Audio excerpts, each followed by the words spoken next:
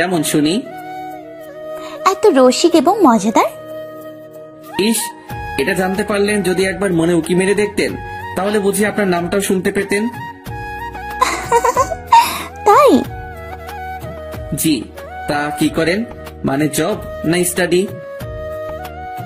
জি, study. আপনি?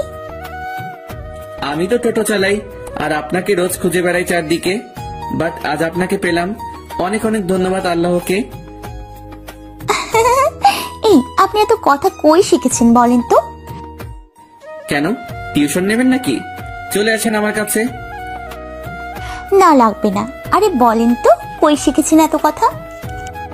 ধুর, কি যে বলেন না।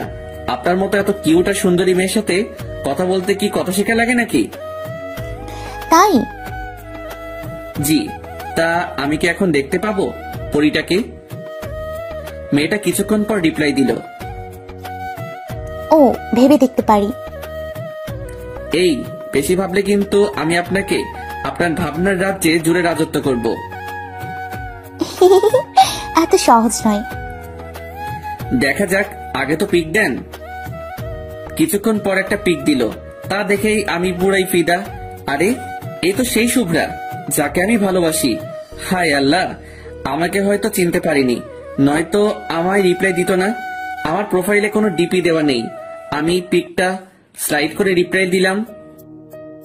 ঠোঁটে তিল, গালে টোল, গজদাঁত, পুরাই তুমি ডিভাইন।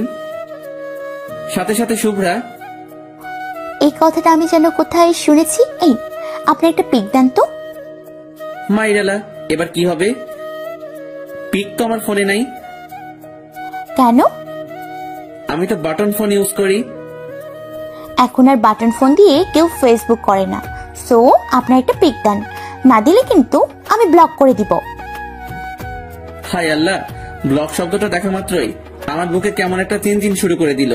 আমি ভয়ে ভয়ে আমার একটা পিক সেন্ড করলাম মেসেঞ্জারে, আর ও সিন করলো কিনা আমি এক চোখ খুলে মাঝে মাঝে দেখছি। আমার এখন বুকের ভেতরে কি রকম যে ধুপধাপ শুরু হয়েছে সেটা আমি ছাড়া কেউ জানে না। কি যে রিয়াকশন আসবে সেটা আল্লাহই জানে। দেখি সিন করার পরই। জি, আমি তো প্রথমেই বুঝলাম তোর নাম দেখে।